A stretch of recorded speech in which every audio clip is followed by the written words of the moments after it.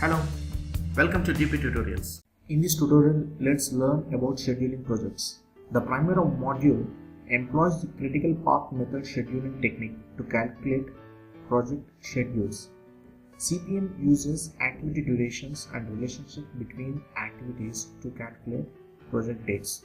This process is performed in two phases or two passes over the activities in a project. That is, forward pass, calculating the early start and finish dates for each activity based on the start or finish date of predecessor activities as well as the duration of the activity. And the backward pass calculates the late start and late finish dates for each activity based on the start and finish dates of successor activities as well as the duration of the activity. The free float and total float for each activity are then recalculated. To schedule a project, open an individual project or the node that contains the project you want to schedule. Choose the tools in the menu bar and then click on this schedule.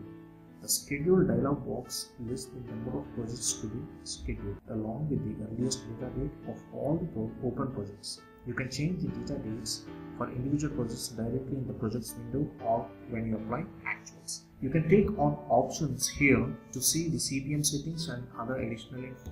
Like in the first one, ignore relationships to and from other projects. Clear this option to preserve activity dates dependent on external relationships to projects not currently open. The next one, if the option to ignore external relationships is checked, mark this option to make all open-ended activities with no successors or with successors to external projects as critical. Next, check this checkbox, label resources while scheduling the projects. And you can click this to recalculate resource and role assignment cost after you schedule the projects. Right here, you can define critical activities by two methods like total float less than or equal to. You can mention your design number of days, or else you can calculate it as the longest path. Here, calculate the float based on finish date of each project or for the only for the open projects. When you're done with this, you can go with the advanced tab to specify some additional options. You can calculate multiple float paths for one or more projects.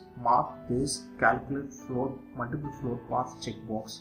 Then choose total float to calculate the critical float path or free float to identify the critical path as the longest float path based on the sequence. In the display multiple float paths ending with the activity field, click the browse button to choose an activity or milestone to be the end of the critical float paths. And here specify the number of paths to calculate. Choose the number of float paths to calculate from the total number of activities across all projects. Enter a lower number like 5 to 10 or less to optimize your performance.